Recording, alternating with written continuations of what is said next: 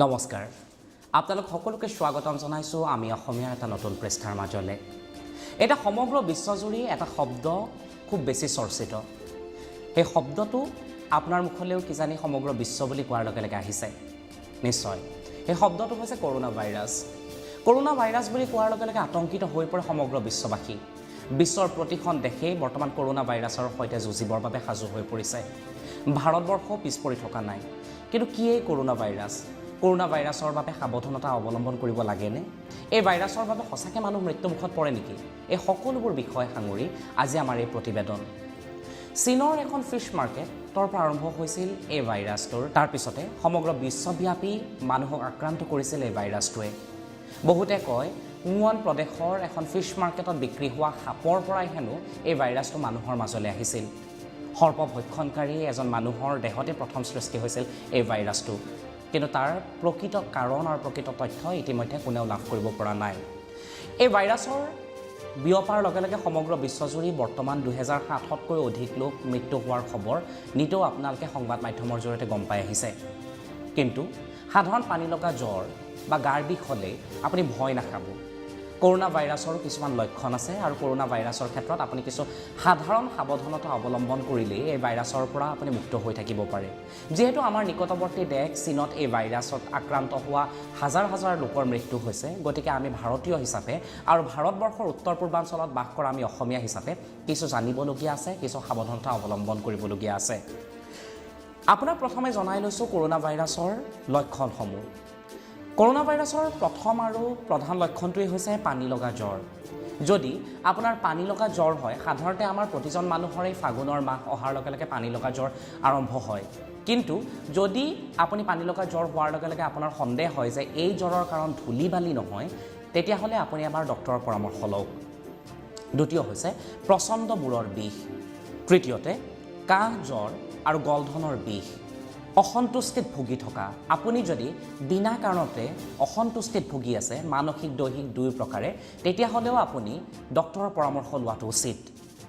ইয়াৰ লগতে নিউমোনিয়া আৰু ব্ৰংকাইটিছৰ সকলোবোৰ লক্ষণ যদি দেখা দিয়ে আপোনাৰ দেহত তেতিয়াহ'লে আপুনি লগে লগে ডক্তৰৰ পৰামৰ্শ লোৱাটো উচিত কাৰণ এই সকলোবোৰ লক্ষণ কৰোনা ভাইৰাছত আক্ৰান্ত হোৱা 2007তকৈও অধিক লোকৰ দেহত দেখিবলৈ পোৱা গৈছিল যেহেতু ভাৰতবৰ্ষৰ কেৰেলাতো বহুকেইজন লোক আক্ৰান্ত হোৱাৰ খবৰ আহিছিল আৰু তথ্যমতে গৱেষণামতে এই গোটেইকেইটা লক্ষণ তেওঁলোকৰ মাজত দেখিবলৈ পোৱা গৈছিল এতিয়া আহোঁ কেনেকৈ বিয়পে এই ভাইৰাছ যিহেতু সাধাৰণতে আমি সকলোৱে চিটিবাছত বা যিকোনো ৰাজহুৱা স্থানত নিতৌ আহ যাহ কৰোঁ আৰু ভাৰতবৰ্ষ যিহেতু এখন জনবসতিপূৰ্ণ দেশ গতিকে ইয়াতে যিকোনো সময়ত যিকোনো ভাইৰাছ বিয়পিব পাৰে গতিকে কেনেকৈ এই ভাইৰাছ বিয়পে জানি লোৱাটো উচিত প্ৰথম কাৰণটোৱেই হৈছে আক্ৰান্ত লোকৰ সংস্পৰ্শলৈ আহিলে আপুনি যদি কোনো কৰোনা ভাইৰাছৰ দ্বাৰা আক্ৰান্ত হোৱা লোকৰ সংস্পৰ্শলৈ আহে তেতিয়াহ'লে এই ভাইৰাছ আপোনাৰ শৰীৰলৈ অহাৰ সম্ভাৱনীয়তা বহুত বেছি দ্বিতীয়তে হাঁচি বা কাহৰ দ্বাৰা অৰ্থাৎ কোনো আক্ৰান্ত ব্যক্তিয়ে যদি আপোনাৰ ওচৰত হাঁচিয়ায় বা কাহ মাৰে তেতিয়াহ'লে বায়ুৰ দ্বাৰা এই ভাইৰাছ আপোনাৰ শৰীৰত প্ৰৱেশ কৰিব পাৰে তৃতীয়তে হৈছে স্পৰ্শ অৰ্থাৎ হেণ্ডশ্বেকৰ দ্বাৰা কোনো যদি কৰোনা ভাইৰাছত আক্ৰান্ত ব্যক্তিৰ লগত আপুনি উদ্ভৱ কৰে আৰু সেনেকুৱা সময়ত যদি আপুনি তেওঁক স্পৰ্শ কৰে বা তেওঁক হেণ্ডশ্বেক কৰে তেতিয়াহ'লে হয়তো আপোনাৰ শৰীৰলৈ বা আপোনাৰ দেহলৈ এই ভাইৰাছ অহাৰ সম্ভাৱনীয়তা বহুত বেছি কৰোনা ভাইৰাছত আক্ৰান্ত ব্যক্তিয়ে যদি কোনো বস্তু স্পৰ্শ কৰে আৰু তেওঁ স্পৰ্শ কৰা সেই বস্তু আপুনি স্পৰ্শ কৰি আপুনি হাতখন নোধোৱাকৈ যদি চকু ওঠ বা মুখৰ যিকোনো অংশ স্পৰ্শ কৰে তেতিয়াহ'লে আপোনাৰ শৰীৰত এই ভাইৰাছ অহাৰ সম্ভাৱনীয়তা বহুত বেছি এতিয়া আহোঁ কৰোনা ভাইৰাছৰ প্ৰতিৰোধৰ মাজলৈ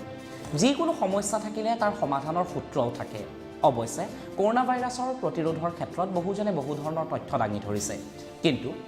WHO অৰ্থাৎ বিশ্ব স্বাস্থ্য সংস্থাই কেইটামান সাৱধানতাৰ কথা কৈছে গতিকে এই সাৱধানতাকেইটা অৱলম্বন কৰিলে হয়তো আপুনি এনেধৰণৰ ভাইৰাছৰ দ্বাৰা আক্ৰান্ত হোৱাৰ পৰা বহু দূৰ আঁতৰত থাকিব পাৰিব প্ৰথমটোৱেই হৈছে এটা হাত ধোৱাৰ সুস্থ অভ্যাস গঠন কৰিব লাগে ইতিমধ্যে সংবাদ মাধ্যমত প্ৰকাশ পাইছে যিকোনো বাতৰি কাকততো আপুনি পঢ়ি চালে দেখিব যে প্ৰতি 20 মিনিটত ভালদৰে চাবোনেৰে বা যিকোনো হেণ্ড ৱাছেৰে আপুনি হাত ধোৱাৰ অভ্যাস এটা গঠন কৰি লওক দ্বিতীয়তে যিকোনো ব্যক্তিৰ সংস্পৰ্শলৈ অহাৰ লগে লগে আপুনি এই কথাটো মনত ৰাখিব যে তেওঁক স্পৰ্শ কৰি যোৱাৰ পিছতেই যাতে আপুনি হাতখন ভালদৰে চাবোনেৰে ধুৱে।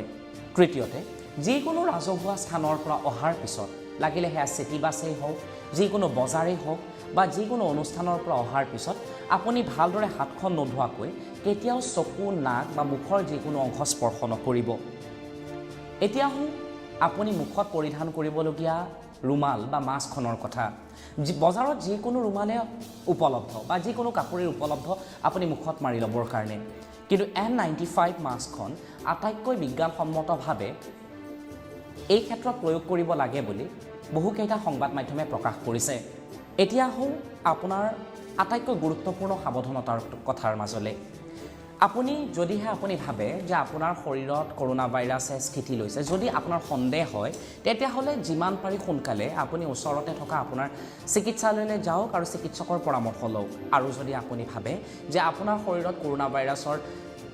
বীজাণু বা কৰোনা ভাইৰাছ আপোনাৰ শৰীৰত সোমাব পাৰে, তেতিয়াহ'লে লগে লগে আপুনি জিৰণিৰ ব্যৱস্থা কৰক। যিকোনো ৰাজহুৱা স্থানলৈ যোৱাৰ পৰা আপুনি বিৰত থাকক, সজাগ হওক আৰু আনকো সজাগ কৰক, কাৰণ যিকোনো সমস্যা যিকোনো মুহূৰ্তত যিকোনো ব্যক্তিৰ মাজলৈ আহিব পাৰে। গতিকে সজাগতাৰ জৰিয়তে আমি যিকোনো সমস্যাৰ পৰা হাত সাৰি থাকিব পাৰোঁ। সদায় চাই থাকক আপোনালোকৰ প্ৰিয় অনুষ্ঠান আমি অসমীয়া।